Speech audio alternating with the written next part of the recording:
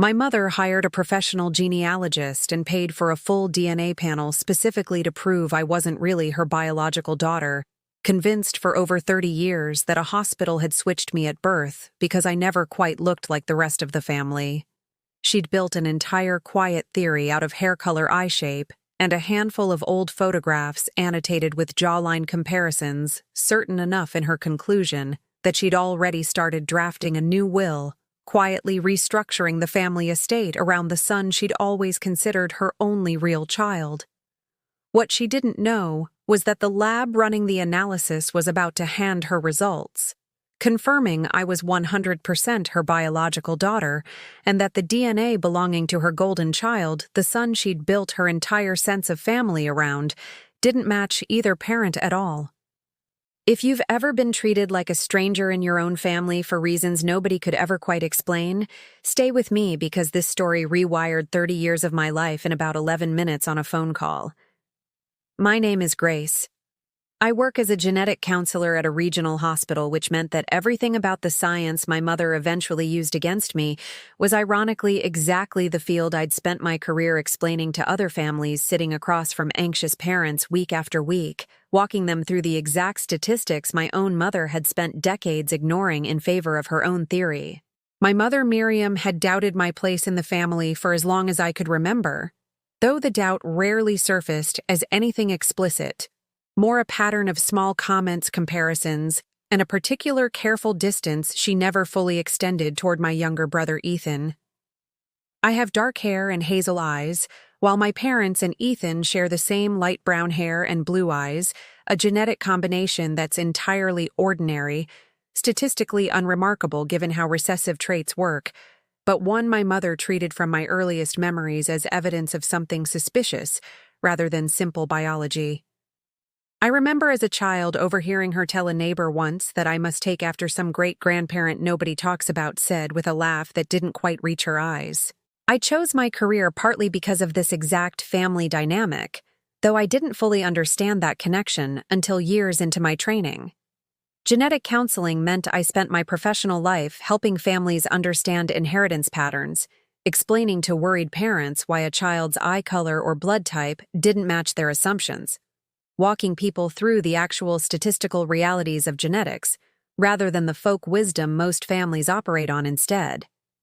I'd explained recessive trait inheritance to dozens of anxious parents over the years, always with the quiet, unspoken hope that someone would eventually explain it clearly enough to my own mother, a hope that never once translated into an actual conversation between us since some part of me suspected she wasn't interested in the science so much as the conclusion she'd already decided on. Ethan, 3 years younger, fit every visual expectation Miriam held for what her children should look like and grew up receiving a warmth from her that I never quite experienced in the same way.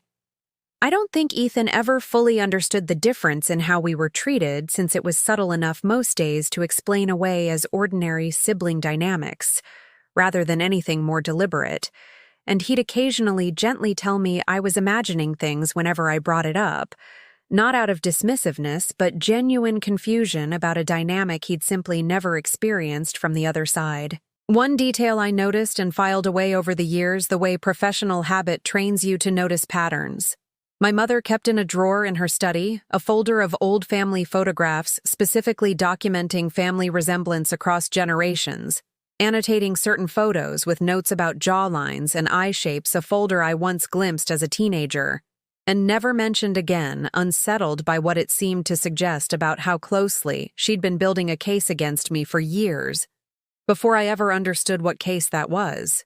The suspicion sharpened noticeably over the 18 months before she finally acted on it, following what I now understand was a slow accumulation of small, deniable moments. At Ethan's college graduation about a year before all of this, my mother gave a small toast at the celebratory dinner listing every quality Ethan shared with our side of the family, a phrase that struck me even then as strange, though I couldn't have named exactly why. Ethan, mildly embarrassed by the attention, laughed it off as typical parental pride. I noticed watching from across the table that she never once used similar language about me, not that day. Not on any day I could remember. At a family dinner about a year and a half before the DNA results, my mother mentioned, apropos of nothing, that a coworker's daughter had recently discovered through an ancestry kit that she wasn't biologically related to the family that raised her. "Isn't that fascinating?" she said, looking at me a beat too long. "You just never really know, do you?" I said nothing, filing the comment away with everything else, watching my father's expression carefully to see if he'd noticed the same undertone I had. He hadn't, or chose not to. 6 months later, at my father's retirement party, my mother introduced me to a distant cousin as my daughter, well, Grace. The small pause before my name doing more work than any full sentence could have. Ethan, standing beside me, gave me a confused, apologetic look, clearly registering the strangeness of it without fully understanding why his mother spoke that way about his own sister. The cousin, oblivious, simply smiled and moved on to ask about my job. Around the same time, I noticed my mother beginning to ask pointed, unusually specific questions about my birth. Which hospital, which doctor, whether there had been any complications. Questions dressed up as idle curiosity about family history, but delivered with a precision that felt more like an investigation than nostalgia. I answered honestly, having no reason not to, unaware I was providing raw material for something already taking shape, mentioning details about the delivery I'd only ever heard secondhand from my father since my mother rarely discussed it herself. 3 months before she commissioned the genealogist, my mother brought up at another family dinner a documentary she'd watched about historical hospital mix-ups, describing the plot in unusual detail. Watching my reaction the entire time she spoke, pausing meaningfully at certain plot points as though gauging how I'd respond. My father, uncomfortable, tried to change the subject twice. She circled back to it anyway, eventually asking the table generally whether anyone had ever wondered about things like that in their own family. 2 months before the results, my mother asked me during a rare one-on-one lunch whether I'd ever considered taking one of the consumer ancestry tests just for fun. I told her I hadn't, mostly out of professional skepticism about the accuracy of casual consumer kits compared to clinical panels. She seemed disappointed by my answer, though she didn't push further that day. 6 weeks before the DNA results came in, my aunt mentioned during a phone call, I wasn't meant to overhear clearly, that Miriam had been asking family members for old photographs, blood type records, anything that might help settle a question she'd been wondering about for years. I asked my aunt directly what question she meant. My aunt, uncomfortable, said only that it wasn't her place to say, and quickly changed the subject, promising to explain someday when it's actually settled. If your own mother had spent decades quietly building a case that you didn't really belong in your family, would you have confronted her directly the moment you sensed it, or waited the way I did to see exactly how far the theory would go? Tell me honestly in the comments, because I still wonder sometimes whether confronting her sooner would have spared either of us the eventual shock or just delayed it toward a different, messier ending. I learned about the genealogist and the formal DNA panel almost by accident when a courier delivered a cheek swab collection kit to my parents' house, while I happened to be visiting, addressed to my mother from a genetic ancestry and paternity verification service. The kind of company that handles exactly the type of formal, legally admissible testing families use for inheritance disputes rather than casual curiosity kits sold online. I recognized the company name immediately from professional circles, a lab known specifically for handling legally defensible parentage panels rather than the recreational ancestry market, the kind of service typically used in probate court cases rather than casual weekend curiosity, a detail that told me before I'd even asked a single question exactly how seriously my mother had been taking this. I asked my mother directly what it was for. She hesitated, setting down the mail she'd been sorting, her hands going momentarily still over the stack of envelopes, then said with a kind of resigned honesty I hadn't expected I need to know for certain, "Grace, I've wondered my whole life, and I'm not getting any younger. I want an answer before I finalize some estate decisions." I asked what estate decisions she meant. She said only that she wanted things settled fairly based on the facts, a phrase that told me immediately professionally exactly what kind of facts she was hoping the test would deliver, and exactly what those facts might mean for how the family's assets eventually got divided. An implication I understood completely, even though she never once said the word inheritance out loud that afternoon. I didn't fight her on it.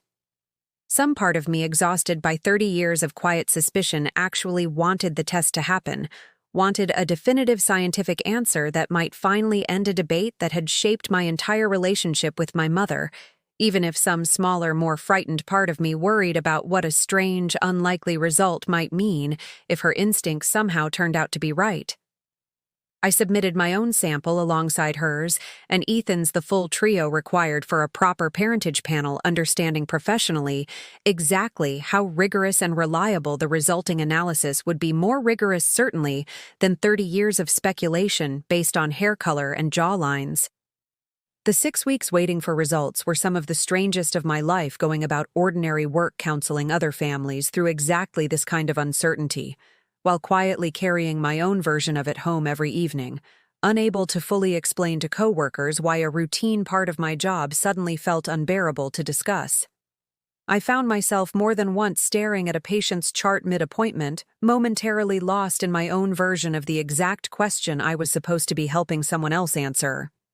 Ethan, unaware of what the test was actually investigating, mentioned once that Mom seemed extra stressed about something lately, assuming it was work-related, having no idea he was at that exact moment also part of the panel being run his own cheek swab. Sitting in the same batch as mine and our mother's, all 3 samples traveling together toward an answer none of us could have predicted.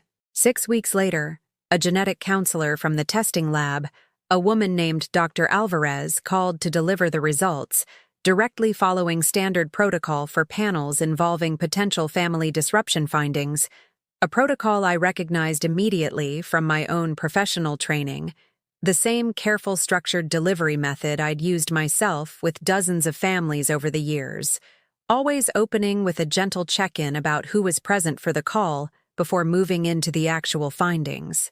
Her voice was calm, measured entirely unaware of the family history behind the numbers she was about to read, treating this call the way she likely treated every other results.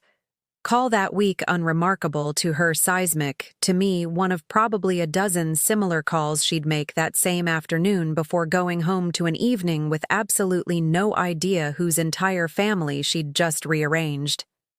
"I want to walk you through the results carefully," she said, "since there are 2 separate findings here that are both significant, and I want to make sure you understand each one before I go further." She confirmed first that my DNA matched both parents at a combined probability exceeding 99.999%, definitively establishing me as the biological daughter of both Miriam and my father, a number so clean and absolute it felt almost anticlimactic after 30 years of doubt, the kind of statistic I'd delivered myself to relieved families dozens of times, never once expecting to hear it applied to my own life. Then she paused, her tone shifting slightly into something more careful. The particular pause I recognized from my own calls with families about to receive difficult news, the practiced half-second silence trained professionals use before delivering something they know will land hard. The second finding is more complex. Ethan's sample does not share a parent-child genetic match with either parent tested. Based on the markers analyzed, he is not the biological son of either individual submitted as parents in this panel. She said it exactly the way I would have, factual, unembellished, no attempt to soften what couldn't actually be softened. I sat with that sentence for a long moment, professional training kicking in even through the shock immediately running through the statistical certainty of what she'd just described, understanding with total clarity that a lab technician with zero knowledge of 30 years of family dynamics had just delivered the single most consequential sentence of my life. Sitting alone in my parked car outside my own apartment building, hazard lights on, unable to remember afterward how long I'd actually stayed there before finally going inside. I asked Dr. Alvarez, still in professional mode despite everything, whether the sample could have been contaminated or mislabeled. She said the lab had run confirmatory testing twice independently before releasing any results, standard protocol for findings of this magnitude, and that both runs matched, eliminating, as far as the science was concerned, any reasonable possibility of error. I drove to my parents' house that same evening, results printed, and found my mother in the kitchen still holding the phone she'd apparently just hung up with the same lab, her face unusually pale under the kitchen lights, the coffee in front of her, clearly long gone, cold, untouched, since whatever moment the call had come through. The house was unusually quiet, my father apparently still at the store, leaving just the two of us standing on opposite sides of a counter that suddenly felt much wider than it ever had before. "You got the call too," I said. She nodded, face-pale hands trembling slightly around her coffee mug. "I don't understand. This can't be right. Ethan has your father's exact laugh, his exact temper, everything. There has to be some mistake. That's not how genetics works, Mom," I said, setting my own printed copy on the counter beside hers, the two identical documents sitting side by side, one confirming me, one contradicting Ethan. Laughs and temperaments are learned, not inherited the way you're describing. You spent 30 years measuring me against a theory you built out of eye color and hair texture. The actual science just told you the theory was pointed at the wrong child the entire time. "I need to call the lab back," she said, voice rising, hands now flat on the counter, as if to steady herself, knuckles pale against the granite. "There has to be an error. Labs make mistakes all the time. You read about it constantly on the news and articles. You can request a second panel if you want," I said. "I already asked Dr. Alvarez that exact question, professional to professional. She said the markers were unambiguous, run twice independently before they even called either of us. This isn't an error, Mom. This is the answer you spent a small fortune trying to get just aimed at a different child than you expected. How long has this genealogist even been working on this?" I asked, genuinely curious, despite everything my voice steadier than I expected given how much was still churning underneath it. "How long have you been planning this exactly?" "Almost a year," she admitted quietly, not quite meeting my eyes. "I wanted to be thorough. I didn't want to accuse anyone without being completely certain first, without having real proof instead of just a feeling I couldn't shake." "You were thorough about the wrong accusation," I said. For a long moment, something genuinely broke open in my mother's face. Real shock, unmistakable.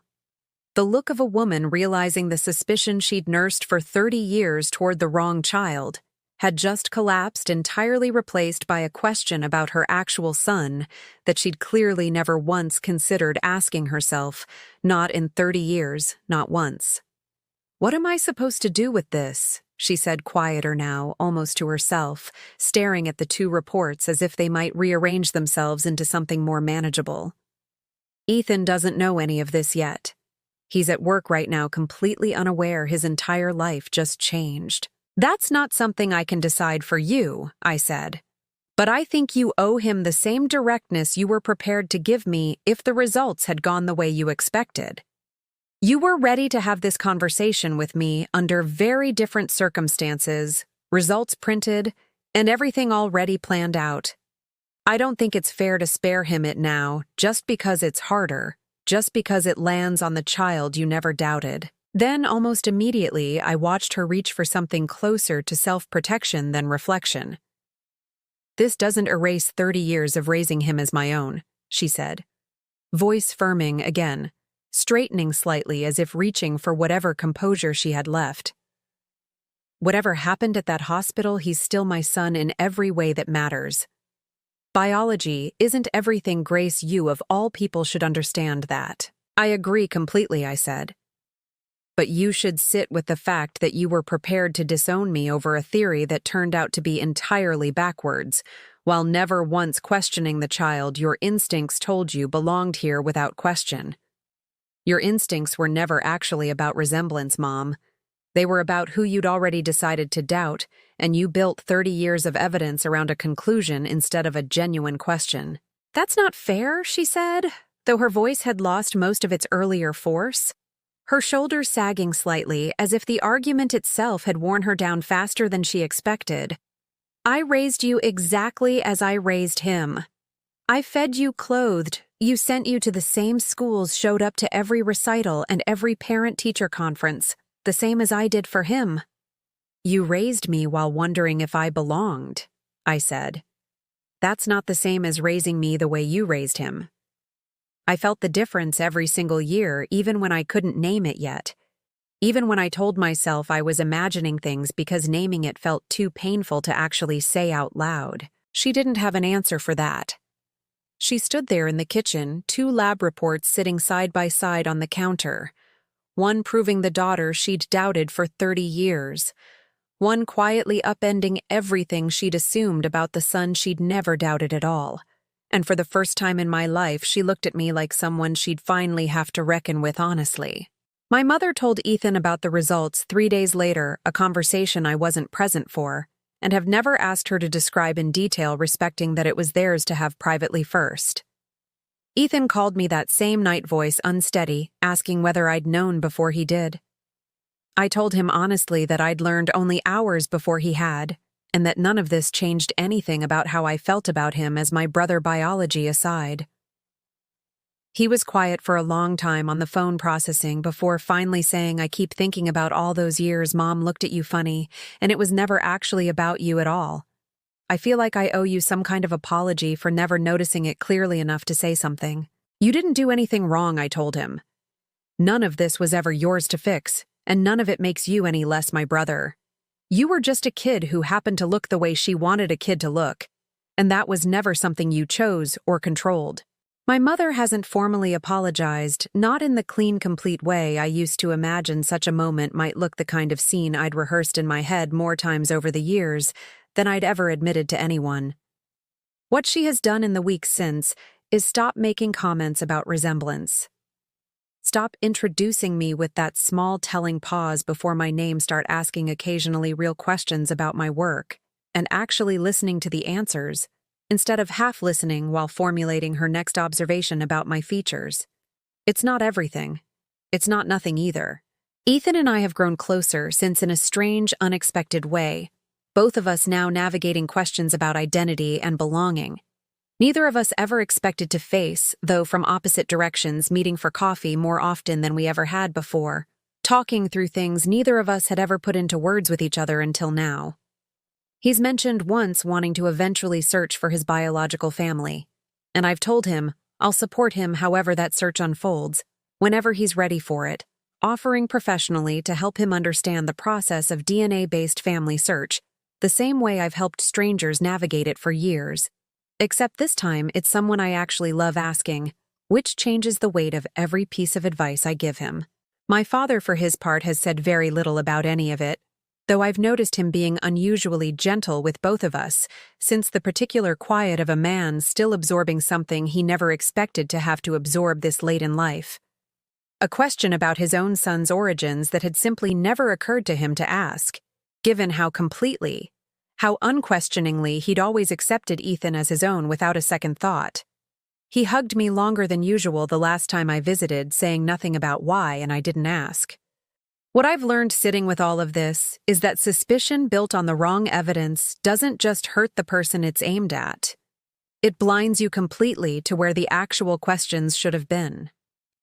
My mother spent 30 years studying my face for proof I didn't belong, and the entire time the real mystery was quietly sitting across the dinner table, wearing a face she'd never once thought to question, laughing the exact laugh she'd always assumed was proof of blood, rather than simply years of shared life. If you've ever been suspected of something for the wrong reasons, entirely, tell me in the comments what finally proved the truth. However unexpected the proof turned out to be, a document, a test, a phone call that rewrote everything you thought you understood about your own family. If this story hit home, share it with someone who's ever had to fight for their place in their own family, and subscribe, because there's another story like this one waiting for you next week.